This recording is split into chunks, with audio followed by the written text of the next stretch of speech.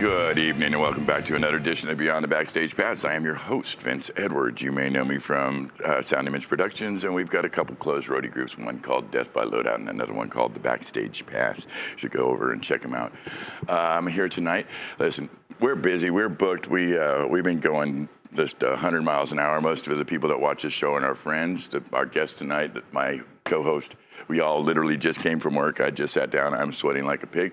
This is rock and roll season, baby. This is just a part of it, and I like it when it's like this, frankly. Maybe not the hot part so much, but the busy part makes me very happy. With me tonight is my dear, good friend, legendary loudspeaker designer, worked with the EAW, L Acoustics, Adamson Systems Engineering. He is one of my dearest friends and the brother to my mother. It's Bernie Broderick. How you doing? Yo, baby. I'm baking in the heat, man. Like everybody else, I'm baking in the heat. I noticed you had worked some deal out to have a personal fan on the set. I have many personal fans. Some are called X's. I set that right up. I just like. Some are called X's. Yeah. but yeah. Like seriously, Mike, hang on, Brent. Like guys, get me my fluffer and get me a fan. You'll be treated well. I'm super not joking.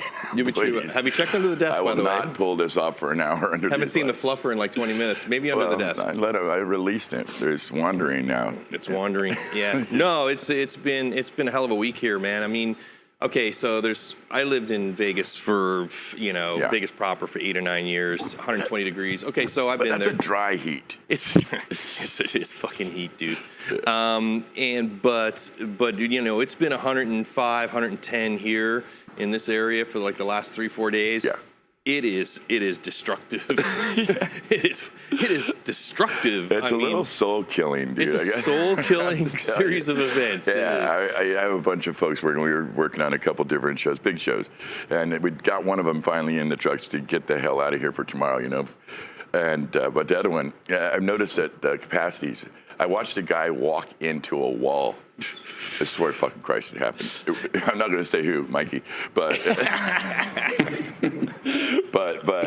he was totally doing that phone walking thing, and he just went wham, head first. It stopped. Luckily, his head stopped him from going through the wall. Can't say that was the heat, there was that worked out. But no, it's just been crazy. Was $111 yesterday. Then we went and did the big stadium show thing with kids, with Motley Crue and. Who the hell was Def Leppard? And we have relationships with these guys, and so Poison, the Fish band, Poison. Yeah, Poison. Well, I can't roll in at those hours. If you're an opener, you're SOL there's for too many for humans that I would minutes. have to deal with.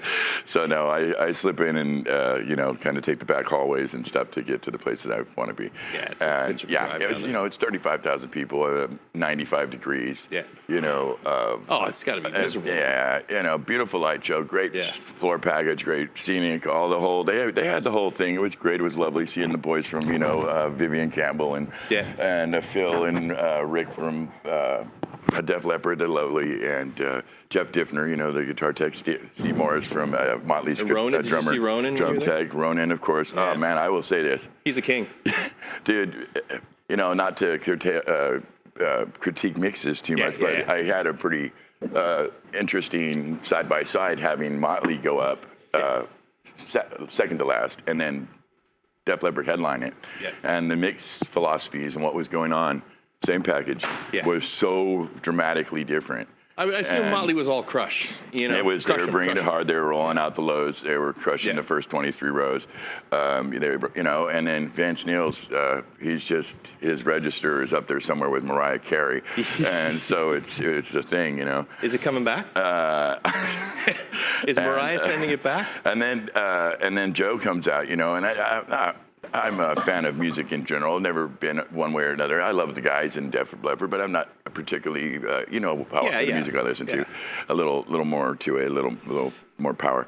And to their credit, man, they came out so clean. Yeah. And like Joe I forgot. I forgot. Oh yeah, Joe's a real singer. He's a real singer. Yeah. He's actually melodic and phrases, and it was a very nice show. We got out of there midway because again, the people. I know. I already done my gang. We saw the great John Del Rio from Gallagher Staging. He had his lovely wife there. Okay. Apparently that was her high school favorite band or some shit. So Def Leppard? Yeah. Well, apparently, most many of our people's girls favorite don't try to go to the shows with us. They understand. It's just our job. It's just work. We're shitty. We are the shittiest people to go to a show not to. fun. Yeah. Whether it's or an amusement park or a fucking movie or anything to do with technology, right? We're gonna pick it apart. Yeah. I get it all the time. It's like, right. Can you just enjoy it? Can you not like pick things out and it's a curse. I would have hung that differently. And what were they thinking? Look at the cable management. Oh my God. I'm not enjoying myself. I don't It's like. all mids. It's just mud. I don't like this. I don't like that snare. That snare is driving me crazy. Dude, that's one you just. I wanna. I did get a chance to speak to one of the engineers, and he said, well, and I said, oh man, it sounded great. Your snare sounded like shit. That's just the joke. That's the joke we're That's always the soft telling. lead in. Yeah. It's the little kick in the ribs thing we do. No, the best one. The best one I ever had was a buddy of mine, Dale Corcoran, who's in the UK. He came up to me one night as I was mixing a band, and he whispered in my ear, and he goes, "You gonna leave it like that?" That's all he said, right? And I looked around, man. Good. He had That's this a good line. shit-eating grin on his face. I'm gonna remember that. Yeah. Are you gonna leave it like that? That's all he said, and it was brilliant. So anyway, getting back to PA companies that I worked for, right? Yeah, go ahead. Sorry. The very first company that I was going to work for was Yorkville Sound up in Canada. No shit. Yeah, it was hilarious because I was going to be hired to do destructive testing. Oh, well, that's actually a real job. And I think that would have been the most craziest cool job. Yeah. I didn't take it, but I just thought, pouring beers in amplifiers and plugging shit into, plugging, cabinets into the wall socket and stuff would just be the greatest thing. Because they had this really outstanding reputation of reliability on their stuff. Uh-huh. And by the way, Yorkville Sound, who is also Traynor, Traynor. Yeah, is that air conditioning company? No, that's another. No, Traynor was a brand way back that was pretty iconic, and they were, check this out for factoids. Allegedly, they were the very first company to produce a wedge-style stage monitor. No shit. The very first company to ever do it. Yeah. Because I remember seeing old stuff like back in the 60s and 70s and stuff like the stage monitors were square. Like they were tilted up square boxes. But Traynor was the first company that actually came out with a wedge-shaped stage monitor. So there's a great little bit of trivia for you. I will remember that forever. Yeah. So I think working for Yorkville would have been fun. Sure. And I'm really good friends with those guys still. Like I know them really, really well. They're close friends. Love them to death. And they've come out with some really cool stuff, by the way, over the past couple of years. They have some really, really cool stuff. So, Canada companies, aside from Adamson, you don't hear much from, the likes of Yorkville because they kind of play in their own pool. But when you do get to hear some of their stuff, they worked with Danley to create a point source box that's really Tom Danley? efficient. Yeah. And he helped them out and co-design the stuff that I like to do too. Yeah. I like to work with somebody and say, what are you thinking? Because I'm an idea guy, right? That's right. So, what are you thinking? And, let's kind of work together on this and figure out some this and this, and throw some sauce into the pot, right? Couldn't agree more. It's a total lot of fun. Anyway, we got some notes. Why don't you we got to thank last week's guest because I particularly enjoyed last week's show. I don't know if you watched it. I did. Finally, I watched it like two days ago. We chatted you up some. That was fantastic. Wasn't it lovely what he said about your stuff? Yeah, nobody told me, I didn't get any feedback from anybody that said, oh, you should watch the show because Jules was like... I just assumed you watched the show, Bern. No, well, I do. I watch all of them, but I don't... You got busted. I don't generally sit and watch the show live. I'm busy all the time, as you know. I do know that. And so I find my space, and I get in and I watch the show when I can. So it was like 2-3 days ago I watched it, and I was like... Oh, that was so freaking cool. Yeah, he was very kind about it. He's an outstanding human being. He's a really, really great guy. And then Jules is wonderful. And then, literally at the same time, I got another order for Kiri from his stepson. Oh, very cool. So I'm making one for his stepson. Hey, we got a live mic going on here that's just crashing and burning in my head. I don't know whose it is, but somebody's mic is live, and it's just killing me. This is a hot shop tonight. It's hot. Everybody, I would like you to understand, and we're going to get with our guest right here in a minute. He's been very patient with us. Yeah. But there's shows being built all around me, and it's just gonna have to be how it is. And No. I mean, there's a live mic over there. no, I know there's a couple things going on. Anyway, so big thank you, for the show, obviously. Yeah. But also a big thank you from me for being so wonderful and saying such wonderful things about Kiri. From the heart. I just love it. There was a few little social media things that were going on simultaneously, and I was watching those, and I love it. I just love to hear the people talking amongst themselves, and that's just great. I just sit back and watch. It's a fantastic product. To your credit, the time and the development they put into it is just aesthetically very pleasing. Utility-wise, can't be beat. And as Indestructible goes, I think it might be. So it's bulletproof. Sounds amazing. I've been getting a lot of these. Nothing comparable in the market. I love you, baby. But you won't cut me any slack.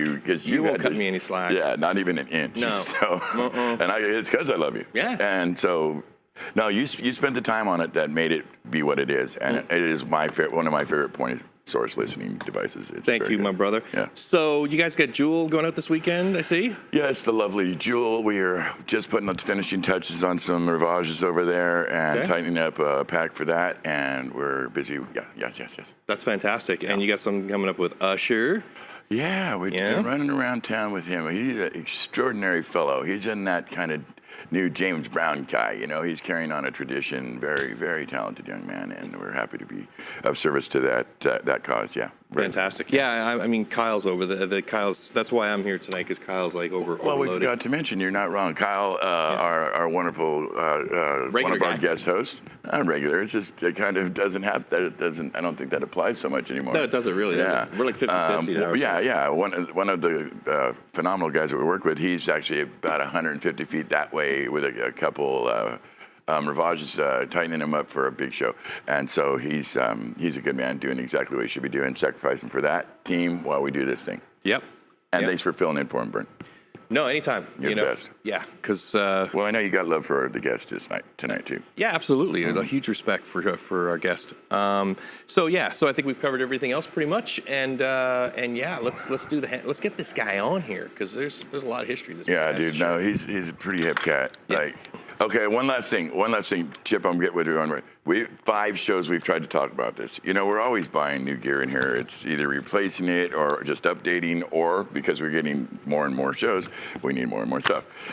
So we bought a bunch of Pelicans, different size Pelicans for carrying DIs and mics and things, certain whatever packages. And we kept getting this warning. I don't know if you guys can see it, Mike, Zachy. You can see. I love this warning. It's don't put baby in the Pelican. Do not put a baby in the Pelican case.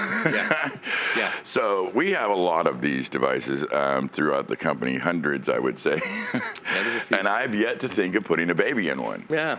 Well, now you will. Well, I have a picture that's in kind of there's a line through it, but I don't know what that means. It looks like a baby fits in one of my Pelicans. Inspiration can come from so many places, brother. Exactly. So I'm just saying, has anybody got a baby that would like me to stuff it in a Pelican? We're over here in San Francisco Bay Area. You're all there. You're all good. Reach out. We can hook that up. Listen, thank you for being here tonight, Bernie. I love you, baby. Yeah, I want to thank my crew. Everybody's working. I think it's like, it says 82. That thing's a lying piece of shit. I'm not going for that at all. So I'm going to say it's more like 96. And or better. We're sitting under, I don't know, a lot of light. And so we're here because we love you.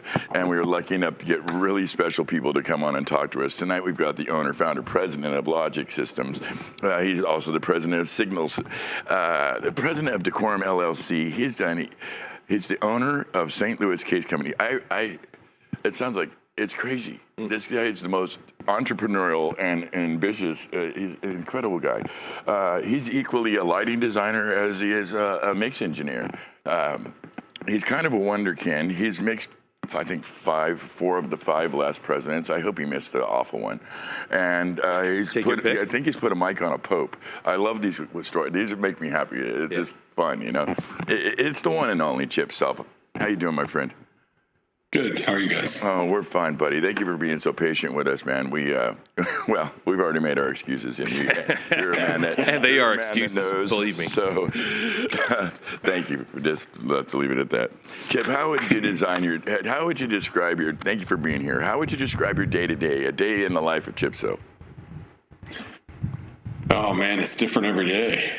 Yeah. Well, Which business are we talking about? Yeah. Well, sure, but I mean, he's got his hands in a lot of pies there. I feel like he's like a one-man production facility.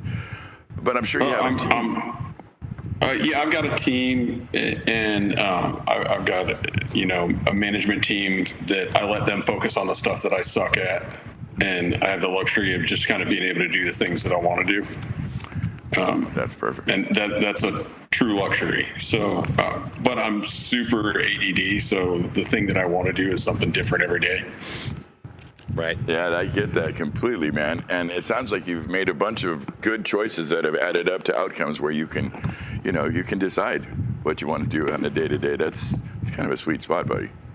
Yeah, I've been really fortunate. It's the right place at the right time a couple times. Well, that's so critically important. It's just so, that I think that goes with the networking thing we always try to push here in the shows.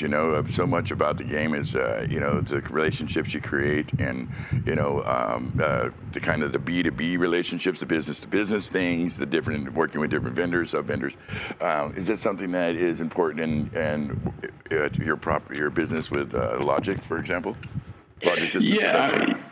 Yeah, I mean, I think that's important for everybody. I just try to make a point of trying to figure out where the right place is and hang out there long enough till the right time comes around. That makes good sense. I follow you along with you on Facebook, and you're definitely a man that has strong opinions, and I would say 99% of the time I think we're on the same team. Just kind of by fate and luck that we are thinking very similar things. But you would off and on speak of an ongoing legal situation that you had going on with, I believe just correct me if I'm wrong, I think it was a long drawn out thing that had to do with some promoter who wasn't playing nice and you had to spank him. And that got all sorted out recently. Tell us about that. Yeah, it finally got sorted out. Yeah, we had it was a festival that we had done for years and years. Yeah. And I mean, we've probably all had this kind of client that you don't get paid for last year until this year. Yeah, we definitely. And it kept getting kind of strung out longer and longer and longer and longer. And then we got to we're not going to load in until we get paid. And then we're not going to load the trucks until we get paid, Yeah. It finally got to a point where it just, in 2018, it just went sideways. I mean, we're a week out and we're getting calls from headline artists saying, "Hey, are you guys going to be there? Because we're not." Wow. Yeah. And we finally pulled out. And when we pulled out, a bunch of other people pulled out. And we happened to be the ones that I ended up being the one that answered the phone when a reporter called. So I became the face of the whole thing. Wow. And I mean, it made national news. I mean, this is a 5-stage festival with, A-level nationals on all of them. It was a big deal. Wow. Wow. So the first lawsuit was just trying to get paid. Sure. Because as of this moment, they still owe us for 2017. Jeez. Wow. Christ. Yeah. Wow. Plus the cancellation fees and stuff for 2018. Yeah. So after about 6 months, they decided that they were going to try and start raising money to do this again, just go screw some more people, because they got a $1 million advance from Frontgate Tickets, and they never paid it back. Wow. They screwed everybody. So when they decided to start raising more money, they had to blame somebody for all of that shit. So they came out they sued us, saying that we had sabotaged their festival because we wanted to take it over and start our own. Oh, come on. Who in their right mind wants to take over someone's festival? We don't mind for gold. We sell the pans and the shovels. We're a little smarter than that. I mean, their theory is that what we really wanted to do is take over a festival that had never made money in 8 years. You were going to make it. You could do it, not them. Because you saw a unique opportunity. Yeah. If I wanted to lose that kind of money, I'd start another bike shop. Yeah. Good point. We're getting the audio. So we ended up, just to defend ourselves, we filed a malicious prosecution case, and it took years and years and years. It finally went to court, and a jury of our peers decided that we were right and they were wrong, and we got paid. That's fantastic, buddy. I love it when the good guys win. You know, well, it's pretty black and white, isn't it? I mean, come on. You know? Oh, come on. Yeah, and a jury, like you said, of peers were able to listen to the evidence and be like, yeah, that's some bullshit. Yeah. Yeah, this guy's getting Exactly. Yeah. And so now, you know, people, they have enough time to make up these crazy scenarios in their heads till they talk themselves into things. They actually end up in court and fight a reasonable situation into Stupidville. And of course, this man was going to win. Jeff, I'm so glad it came out that way, because so often you fight to a draw. There's not always a satisfactory outcome in the sense of what's the actual money, because these entities can be all zapped up and not a lot to get from them. It's such a, you know the Well, I'll landscape. tell you, we got really lucky on this, because when they filed the lawsuit against us, they filed it in the name of their company instead of the owners. Yeah. As such, it made their actions they were acting on behalf of the company, and their general liability policy was on the hook for it. Fantastic. So our settlement was actually with their insurance company, not with them, because they had already embezzled all the money. They didn't have anything left to pay the bill, but the insurance company had plenty of money. Wow. Well, fantastic. Like I said, I like it to hear when a happy ending. When good guy wins.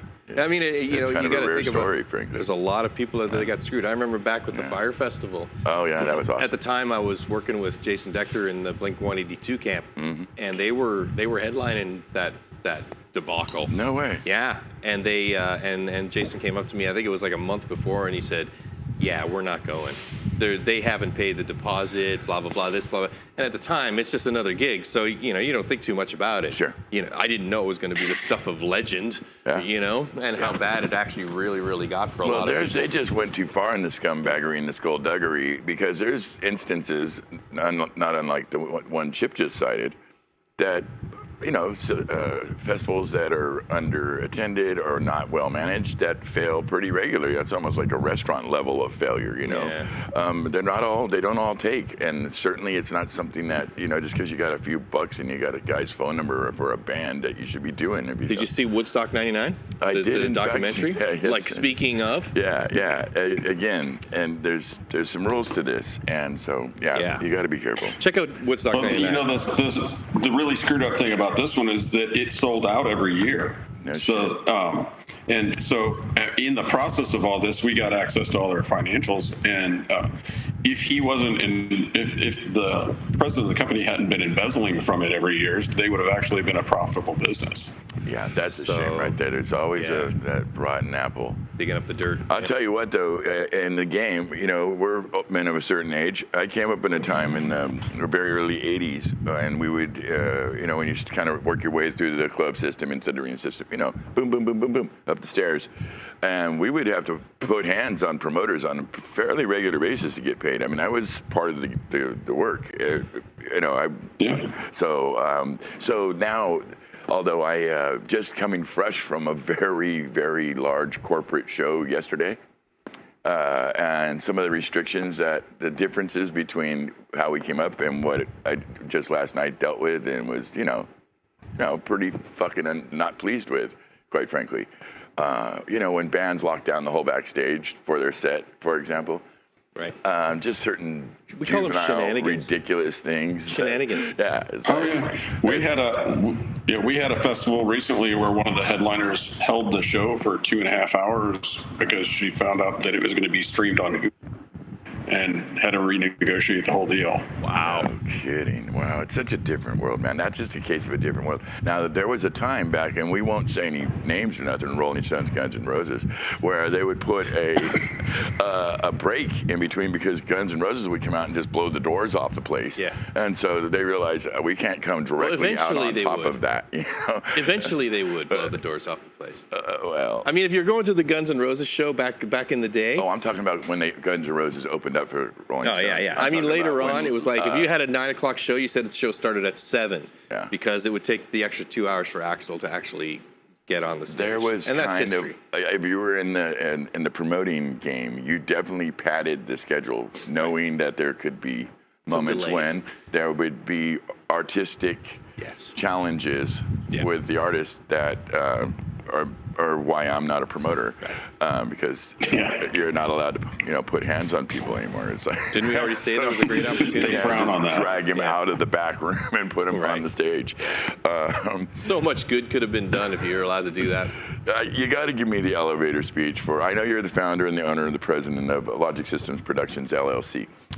Give me the elevator speech on what you guys do there. Well, I mean, we do sound, lights, video, rigging.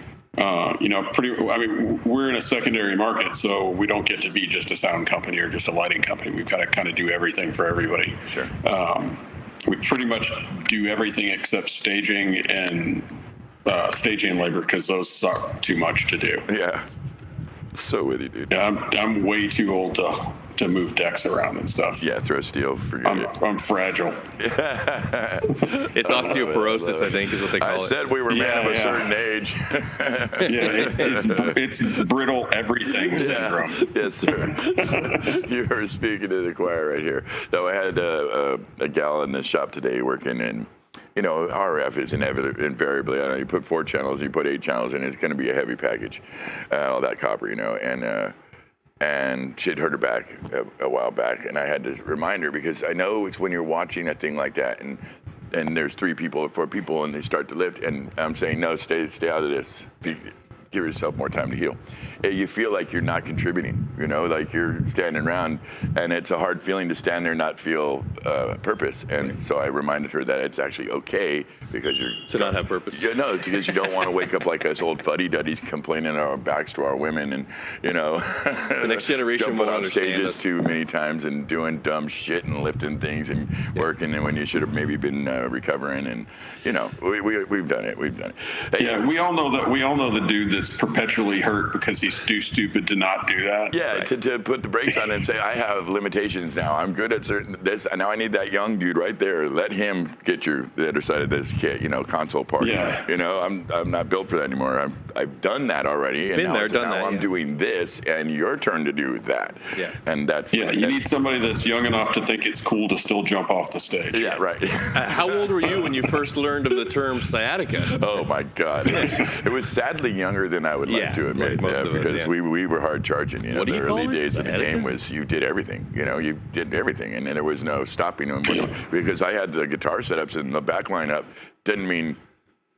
Didn't mean you were done. I might have been done with my initial responsibilities, but if there was shit still going on, we worked until we were ready to sound check. That's how you did it.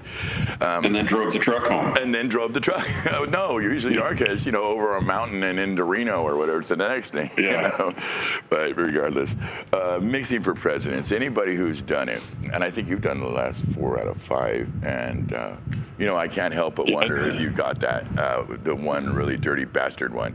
Not to name any names, so people can just use their imagination. I think that my outspokenness on the internet probably took me off of the eligibility list for one of them. I forgot about that. They probably did. It's called thinning the herd. I bet you when they were shopping that, I bet you they did check that type of stuff. I know for a fact that they watch that shit. Oh, man, I didn't even think about that. Well, so mixing for presidents, let me ask you about your experience with it. Having been involved a little bit with my brother's done a batch of this. You got Secret Service issues. There's clearance issues. It's not a normal gig. Talk to me about your experiences with it. And you've done this for 4 of them. So did that change? We've done. Yeah. No, I mean, they get better. I think that, dealing with the Secret Service is pretty straightforward. They've got very strict rules, and you're going to follow those rules or you're not going to be there. It's not like these are negotiable things. Right. Yeah. What they say goes. Sometimes that's a challenge. Like if what dude says goes is that he's going to put his water bottle on top of your console, you got to kind of deal with it. Yeah. Right. Good point. I did. Which has been a thing. I did one with Obama, and I found the Secret Service guys to be really chill. Like there was no. Yes. Yeah. There was most no of them are pretty cool. Yeah. There was no drama. There was like a special pin you had or something. That showed you an where R you pin. Yeah. And they had their own audio crew, which is a couple of people that show up. That's White House Communications. Yeah. And they've really come a long way. When I started doing them, it was like one step more advanced than high school vocal master stuff, Yeah. And now, I mean, it's pretty advanced now. Yeah. They're doing some really cool stuff. I mean, up until the end of Obama's thing, that you still had to have a landline telephone Gentner to hybrid to send audio back to the White House. Right.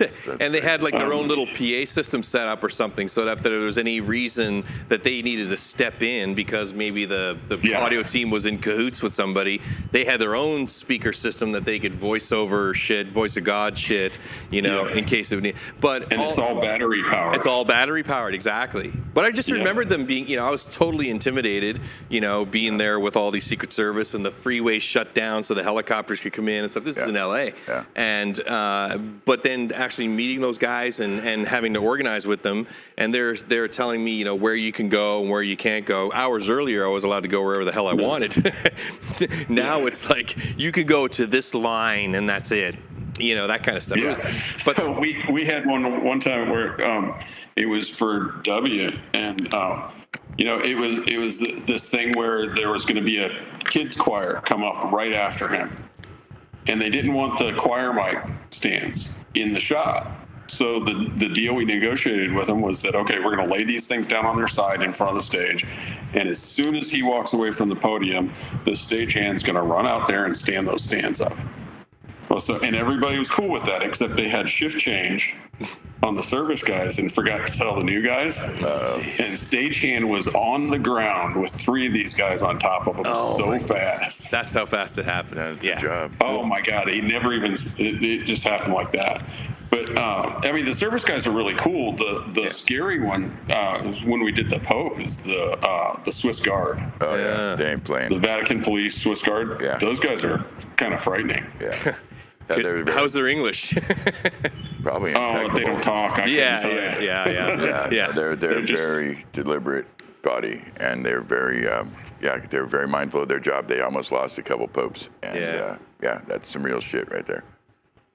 Yeah, they don't mess around. Yeah, I was a couple days before it. I mentioned to one of our handlers that hey, there's been a SUV parked across the street from my house every night for the last couple nights. He's like, oh yeah, we know, that's us. We're watching you. Like, what it's are all you matter of factly. You've already vetted me. At that point I had clearance for years. It's like, oh no, it's not. You're cool. It's not you, man. People would kill you for your pass. Right. What a trip. Yeah. Yeah, people have no idea. They see a president going up and doing a speech for any particular thing, and they have no idea what it's like to be there in the presence of these people. Like there's snipers everywhere. These I saw them. They were parked. There was two or three SUVs, big SUVs parked next to me, like fortuitously when they left, and these guys were all walking to their vehicle, totally coated in sweat because it was outside. Yeah. So you knew that they had gear on, right? Carrying their plastic cases, right? And I just said something to them like, good thing you guys were there or whatever. It just made a gesture to them. I got zero reaction, like not a look. These guys were all 6'5", built like brick shit houses, and they had no interest in me or what I had to say whatsoever. None. And you'll never see them. No. You know they're there, but you'll never see them because they're so good at hiding. Yeah. Well, just so you know, if you're ever at a presidential, know that you are in a scope somewhere at some point during that evening. That's what they do all night. Absolutely. Well, and those guys have to. I mean, they lay up there on that rooftop for hours. So saying this was outside. It was in SoCal, man. These guys were in full tactical for hours. Snipers are special people, and it's not. Snipers don't go in groups of 1; they go in groups of 2. There's a spotter and the shooter, and to do that job, to not move, to become a roof, basically, or whatever the hell it is. Become a piece of structure. That's some special stuff. If they have to, I don't think I could do it. I'm old. I have to pee too often. That is not for the light. They would say we don't pee, and I'm not sure that in some of their really like the ones where they have to go into different countries and do operations in Yemen or wherever, Syria. when they do that shit, they're cathetered up. They have pills to go up and down. They've got there's a whole thing going on there that you're not supposed to know. You'll probably never know the true length and what they will go to. Our gig's frankly, not all that serious in perspective. And we just make the guitar louder. Right? Yeah, right. No, there's all these special groups in the world, and that is one of the most special to put it mildly. It's an elite position. I got to ask you, Speaking of that, has your fluffer showed up? Oh, thank you for saying that, Chip. Because yes. I don't know. I was like melting, dude. Like it was like somebody was pouring. Did you notice the point where he changed from his clear glasses to his dark glasses? That was the fluffer. So somebody put a fan over there, and I can't see because of all the lights, so I can't see out there. And all the, I just see a bunch of TVs and clocks and stuff to pointing at me. So whoever did that, whichever one of you wonderful human beings, thank you. I appreciate it. It helped. I was worried about you. I thought you might melt on us. I was dying a little bit, Chip. The kids like every day. Buddy, so. Dying a little bit sad. Thank you, kids. Little bastards. All right. Let's move on. Again, I mentioned in the intro that you also have a company called Cignal, spelled Cignal. Tell us what you do with Cignal. So Cignal does all the same stuff except for permanent installation. Oh, integration. You're an integration guy. Yeah. So we started out doing all the normal stuff, churches, schools, theaters, and stuff like that. And over the last 4 or 5 years, we've kind of morphed into doing more arenas and stadiums and stuff. We just right now are finishing up the University of South Carolina football stadium, which is a huge one. That's like 400 cabinet installation. Yeah. No, I had a note about that one because I was interested. We do a batch of integration ourselves here at Sound Image, and we'll take on some of these, mega churches, and everything you just said, Arizona State Stadium, blah blah blah blah. I don't think if you don't do it, you might not understand the weight of work we're talking about here. This is some shit. This is a whole lane. It's some shit. Yeah, I mean, we've got over 100 speaker arrays. There's 112 amplifiers. The 5 amperams. It's nuts. That's awesome. And this morning I just left Ohio where we just finished putting a full Elisa array in church. Oh no shit! How did it sound? Elisa's awesome. Yeah, man. That's the future. Yeah. That is the future. It is cool. What's your thought on that, Baron? We got a speaker design. Chip knows me from Acoustics anyway, so he knows my background. You still got love for the great people at Acoustics. Oh, yeah, I mean, I have great love for everybody that I worked for. You're very good that way. Yeah, my reasons for moving on from companies had nothing to do with the people that I worked for or anything. It was, these were personal choices to grow. Whatever that looks like to you. For some people, it's financial. For me, it was more creative inspired. Sure. I wanted to express my creativity before I was too old and really couldn't keep up with the youngins anymore. And I still felt like I had something to offer. But no, I mean, I follow all those guys. I'm always chuffed when I see them coming up with something new and interesting and thought provoking. Have you heard K3 yet? I haven't heard K3 yet. I've heard K2, K1. I've heard Elisa, Siva, a bunch of the great stuff. I mean, L Acoustics, and I've said this before. I said L Acoustics' main quantity is not their engineering per se. Of course, they have amazing engineering, but their main core, the success of that brand, is their consistency. Jesus Christ, that's true. Yeah, if it's brown and you turn it on, it's works. Gonna sound like it's gonna sound good, and it's gonna sound pretty damn close to every other one of them. Mm-hmm. Yeah, no. And that really Ziva. Holy crap, that may be one of the best sounding loudspeakers I've ever heard. Yeah, they're impressive. Period. Yeah. That's in my target sites, by the way, because that's a form factor that I can work with. Like, I'm not about to churn out like an Anya rig or anything anytime soon. Sure. But a Siva sized enclosure, I could pull that off. Yeah. I mean, that's every single I find it really interesting. Every single time I use that, I'm like, holy shit! How is all that coming out of that speaker? It's mind-boggling. It is, yeah. No, I'm not. There's so many tricks, so many little things that you can do. I learned that from the small speaker designs that I've been doing. Is that you're into tomfoolery when you get small. When you got big boxes, when you got air volume, when you got the size of these cabinets, it gets a lot easier. Yeah, that's Smaller shit, man. You got to know all the tricks of the trade. I think you just actually exposed a trick. Maybe to anybody who was thinking that process through, they would get there by themselves. But just on the surface, what you just said is probably a little bit news to some folks.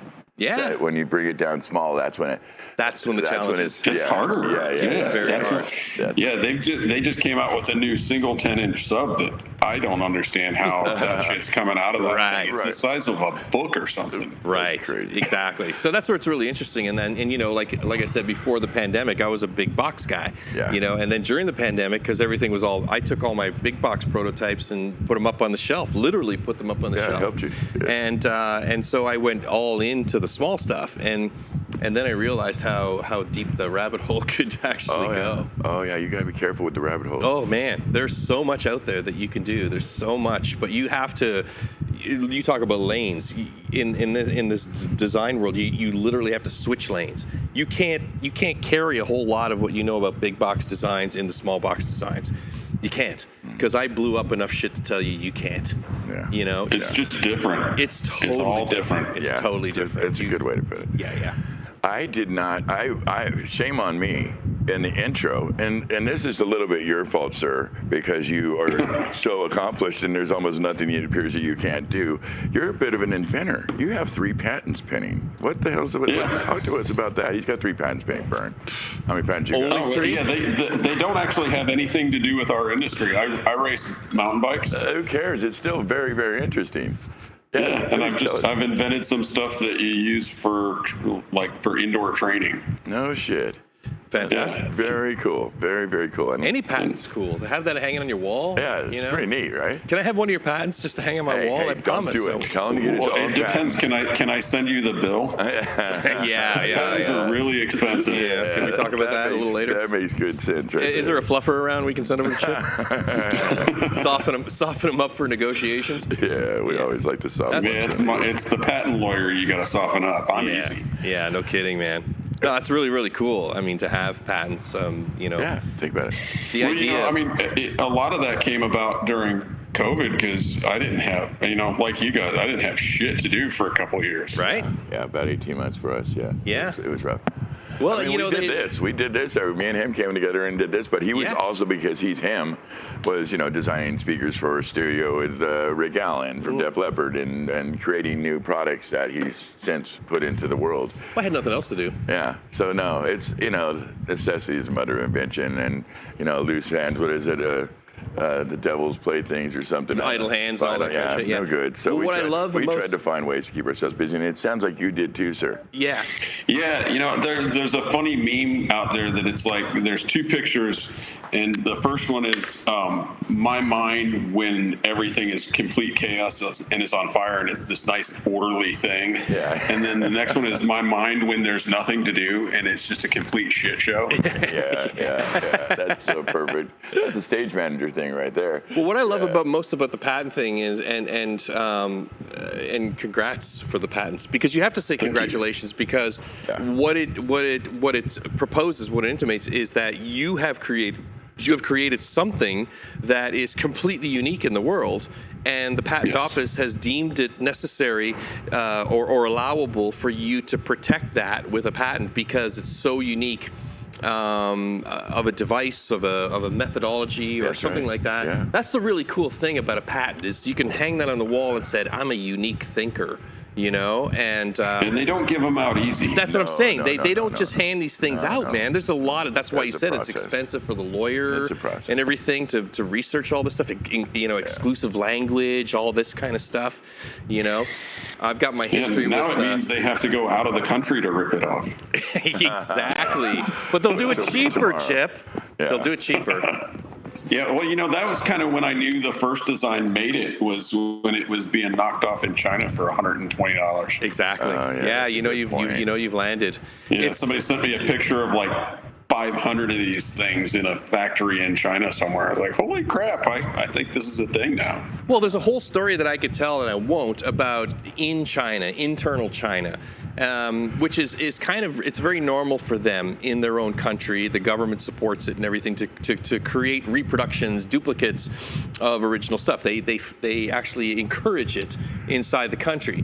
The problem happens when they try to export it again, and they send it over here like your cheap, $50 SM58s and your $200 Gibson guitars and stuff. That's when it becomes a problem.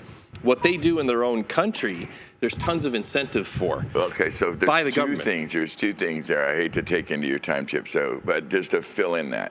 So what that is partly cultural, because it's actually flattering to take somebody's creation and build from it.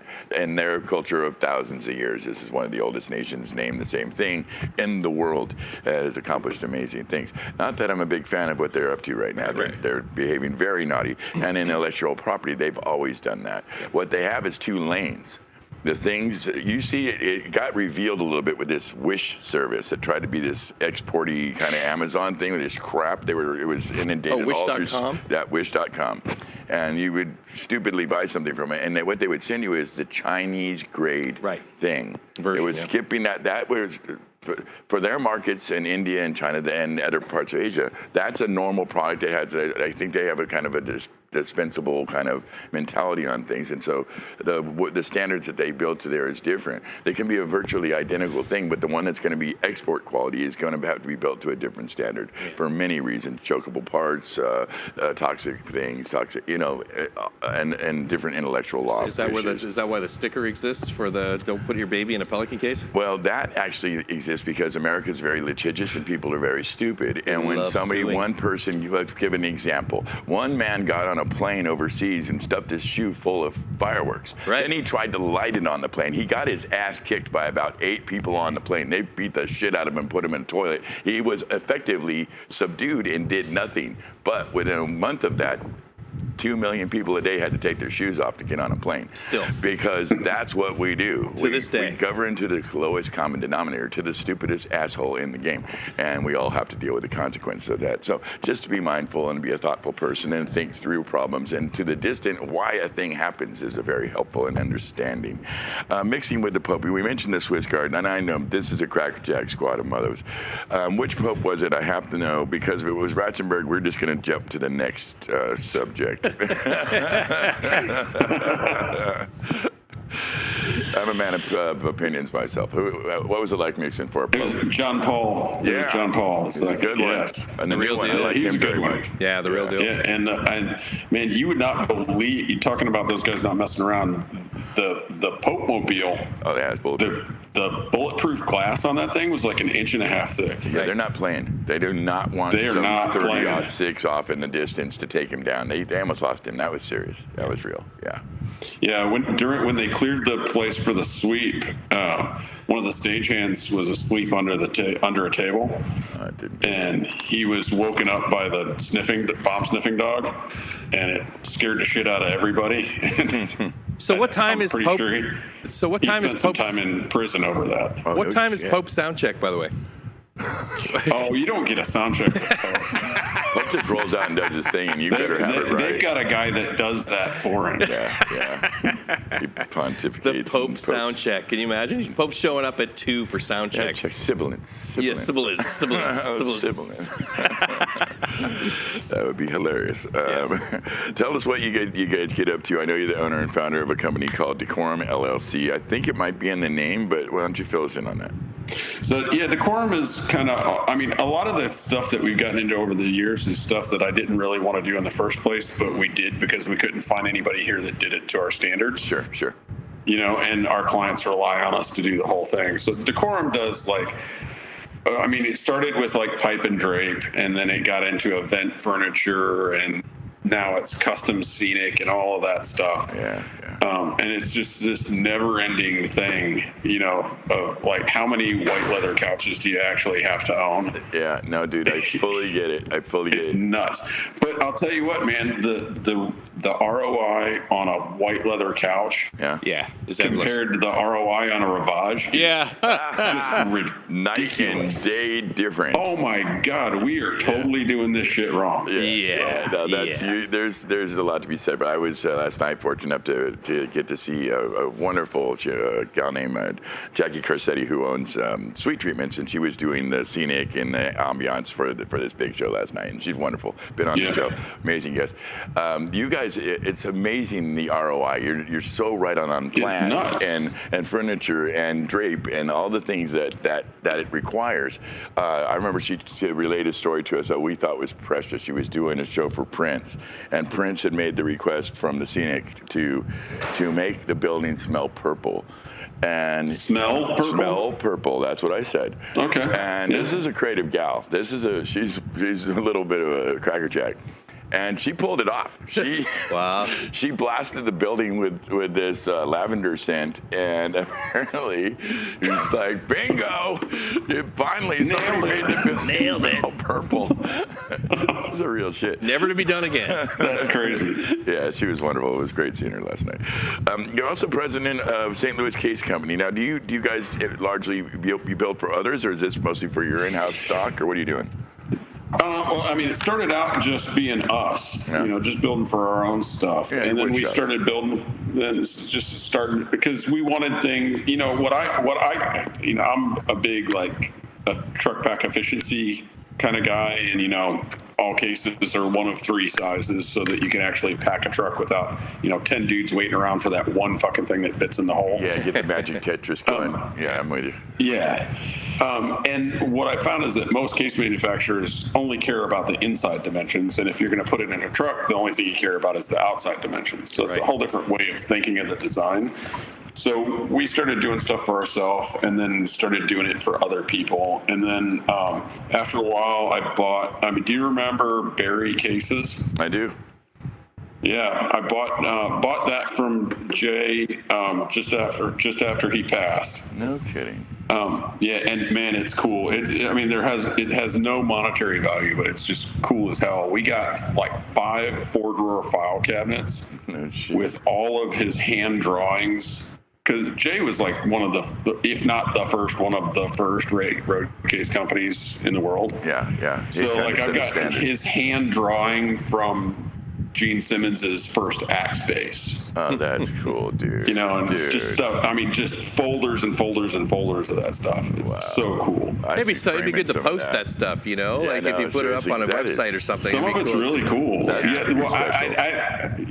doubt any of them mean anything anymore, but one of the things that Jay always did was that he wrote everything on the drawing. So every one of these has what was their phone number at the time. That's perfect. That's awesome. Yeah, it's nuts.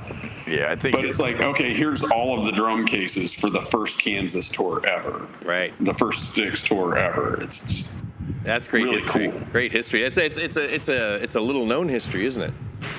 Yeah. And then now, we mostly are back to doing it for ourselves again because we can't compete with the Chinese on custom cases. Like if you want a console case with a funky doghouse and all that stuff, we could do that. But if you need 200 identical cable trunks, the Chinese can land the thing for less than my material cost. Yeah, I know, that's insane. I don't even know how to speak to that. That's dumping right there. Yeah. But the quality is definitely not going to be the same. I have some relation, obviously. It's not, it depends. So we've experimented with it a little bit because, you can't beat them, join them. But they will actually build whatever you pay them to build, good, bad, or ugly. Oh, gotcha. So if you specify good materials, they'll build whatever you're willing to pay them to build. Yeah. That is an economy that can adjust on a pivot. That is going to be hard. I have noticed that I think that their foot and inch tape measures were made in China because they don't always come over the right size. Right. Yeah, that's a real thing. It's 3 feet plus or minus. Yeah, it's right. They grade on a serious curve there, I think, is what the plus or minus 3 dB. Yeah, exactly. Yeah. Listen, man, we really appreciate you coming on. I always ask people that have accomplished, and that's pretty much why we have folks on. You know, these guys of a certain age, we've done a bunch of stuff. You certainly had an active and very important and meaningful career. If you have any advice for, with a lot of young people coming into the game, they didn't come into it the way we did. They didn't have the mentors and maybe the edge, the hard edge that comes with being kind of some of the older heads like ourselves. What kind of advice would you give to some of the young people getting into the business of how to be successful? When I was a little kid, my granddad told me, dress for the job you want, not the job you have. Yeah. And, I kind of extrapolate that out to our business of always doing more than you're being paid to do, and always, go above and beyond. That I said earlier, I want to try and be in the right place when the right time comes around. That's right. A lot of times that's how you get in the right place. Is just do and whenever possible, don't say no.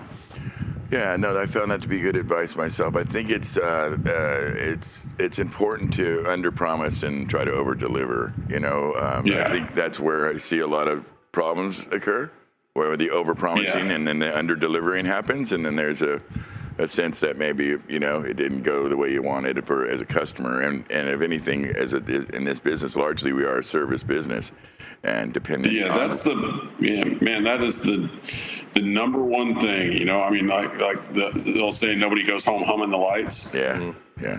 We are in I pound that home with my guys that we're in a service business. Yeah. We're no different than a plumber or a car wash guy or whatever. We're providing a service to let somebody else do their thing. And, I like to say we're in distribution, not manufacturing. Yeah, yeah, you're not wrong. That's I haven't heard it that way before, but it also seems too, just based on your history, and you haven't said this as part of your ideas, but you obviously have a bunch of foresight.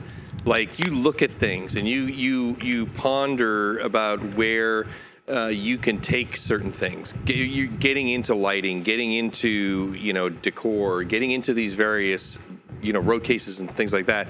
You're looking down the road. You're obviously not just grabbing at the nearest pile of candy. You're thinking, does this bring value to my business? Can I make this work on its own to bring a return on the investment of doing this? So you seem to have a lot of foresight, having multiple companies running. Yeah, I plan to live a long time, so I'm playing a long game.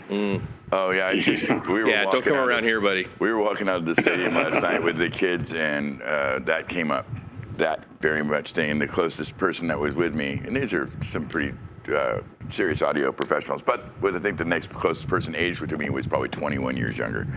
And I was pointing out that if you weren't stuffing your pillowcase with hundreds, that getting old can take a long time if you do it wrong.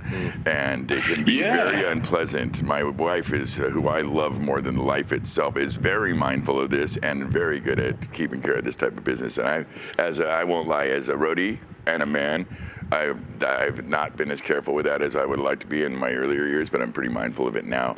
And that's another good bit of advice is, work hard now, save well, because when it's time to relax and throw your feet up, it happens faster than you care. Oh my goodness. It's like, it happens way faster than you think. Yeah. And when things are going well, it's like this interview. This feels to me like we just went right through it, and we're at 8:02 right now. We just went from one side to the other. And when things are going well, it kind of can go like that. Okay. When it's not going well, time feels very different. That's why old people drive so slow. Really, really slow. Yeah. That's why old people drive so slow on the highway. Next time you see a slow car, it's like, no, he's just trying to keep pace with. He's trying to slow this shit down.